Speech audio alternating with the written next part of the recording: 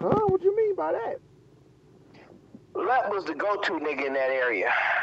Mm-hmm. You know, he was the go-to. You know, them niggas was trapped. They had main streets. They had main streets going south. Mm-hmm.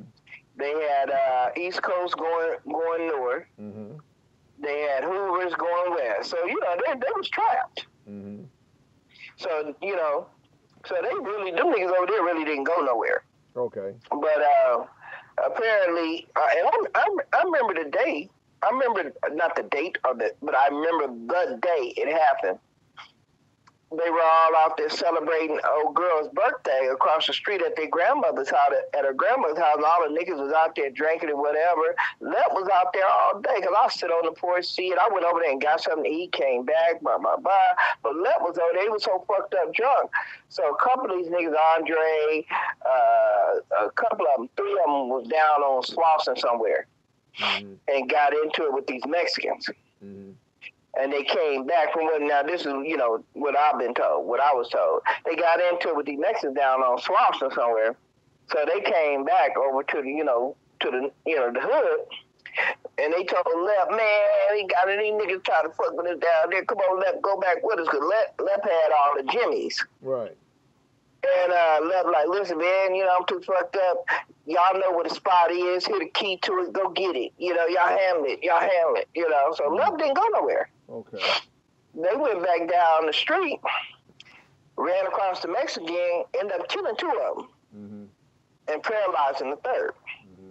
Came back or whatever, you know, so time went by, that was the end of it. I know for a fact Andre left California, period. The other cat, I can't think his name right now, the other cat, he ended up getting killed at the liquor store. Oh, is that right?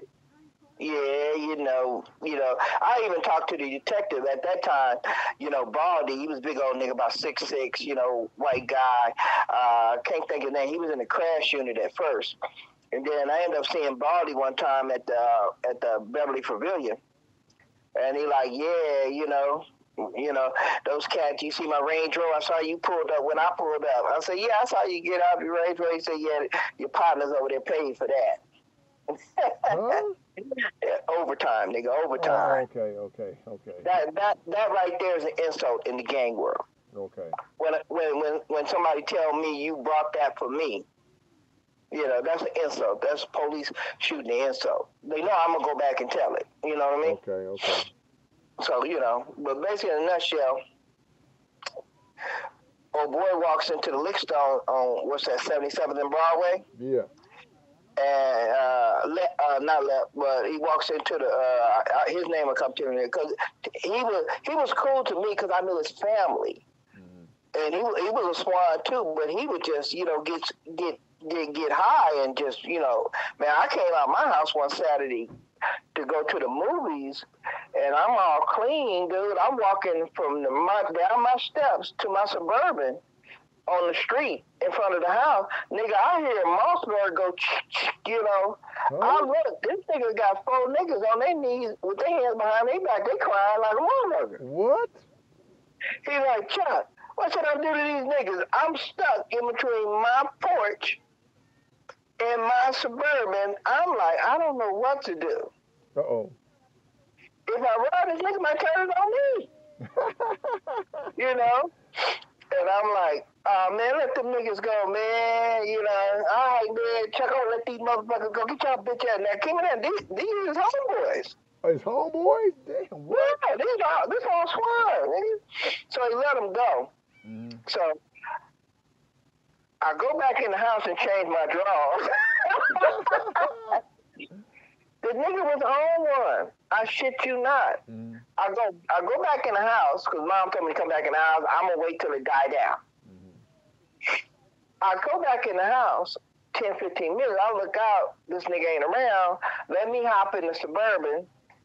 My Suburban is pointing towards Main Street. Okay. And my Suburban is across the street in front of my house. It's not in front of my house. It's across the street in front of my house. So I go hop in the Suburban. I'm looking towards Main Street, and I see niggas squabbling in the middle of Main Street. I don't know who it is, but I see niggas fighting. So, you know me, I got to be nosy. I got to go look. Right. Just as I start the Suburban up to go look, to, you know, put it in drive to go, this same nigga come out of nowhere on a bike, pow, shot the nigga in the head. What? Seen him drop like a 5-pound bag of rice. Nigga, seen him drop. Wow. So I immediately go through the alley, come out on 77th Street, start going towards Florence. Then I think, let me just go see. Maybe he missed him, but I did see somebody fall. By the time I come back on Main Street, I'm going down Main Street. Ain't no motherfucker dead in the street. Mm. That's the type of nigga this nigga was. So basically, he going in the liquor store on Broadway one day, around close to Christmas time. He going in the liquor store, another dude coming out, they meet, and they bump shoulders.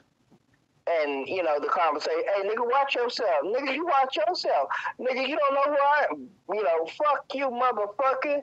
And he reached to go get his shit, but the other nigga was just a little bit too on the Marshall Dillon side and was faster. Shot him dead in his forehead. He laid on his back with the gun in his hand, dead. Live by the sword, die by the sword. That's what the nigga was doing. That's what he did. I know for a fact he killed a couple of people over there. I happen to know his people. Right. And that was by happenstance. Okay. That wasn't no, oh man, you know, that was just by luck. Because one of his people used to do DMV work for Benny now. Okay. And she was hooking shit up back in the day. But nevertheless, this nigga left, was too drunk. These niggas went down there and did what they had to do. They come back to the neighborhood now, X amount of time later. Well, this other nigga named Army, crackhead. He get caught with some crack. Not no major amount, some kibbles and bits. But this is third time. So they finna strike him. So he's sitting up down there, Peter Pictures, wherever the fuck he was.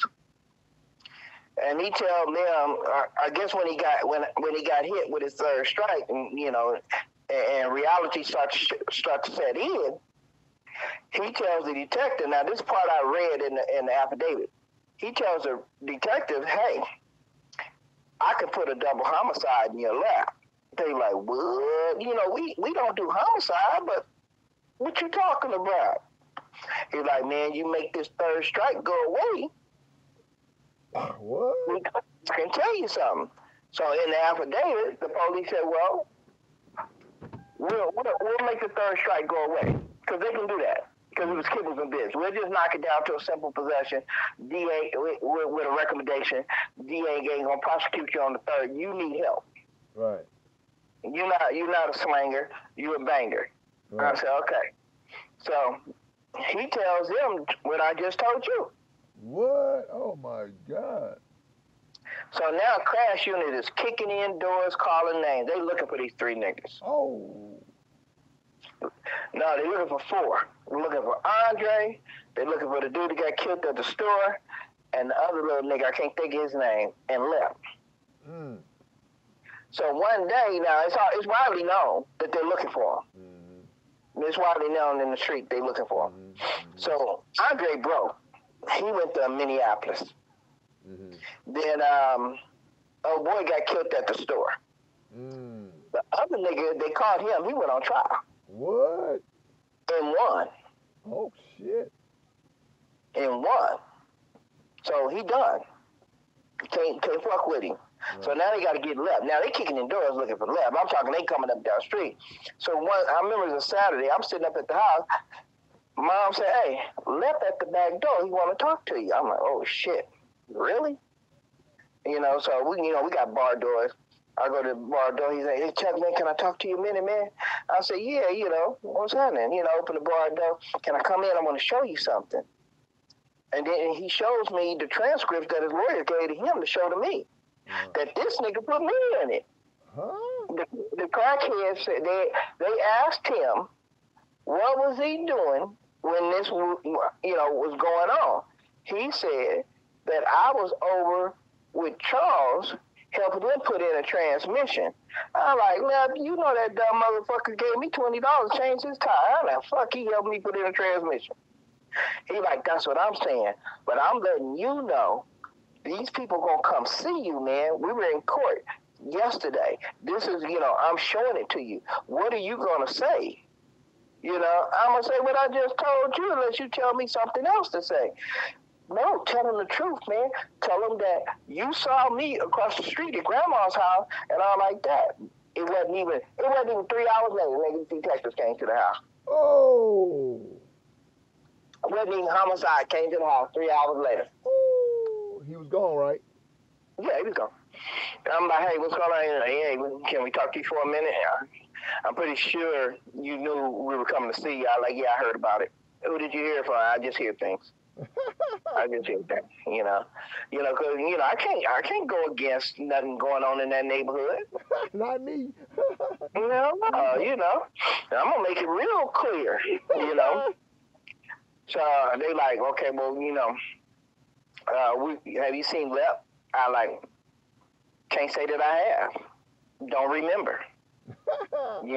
Can't say that I have. They're like, we got one out for homicide on him.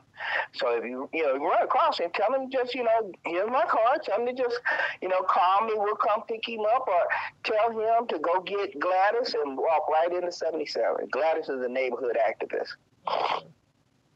And I'm like, okay, cool. They said, we want to talk to you about, this, that, and the other, about, where was you at when this was going on? And I'm like, I don't know where I was, man. I mean, shit, you throwing dates at me. And I said, but I can tell you this. Lep was across the street drunk that day. Uh-huh. And did you see him all day? I said, didn't have to see him all day. Lep was tossing back a 40-year-old English. I know for a fact I seen Lep with one finished and another one in his hand. So I don't think the brother left at all. And I know his Monte Carlo was out there all day, because he had SS with a T-top.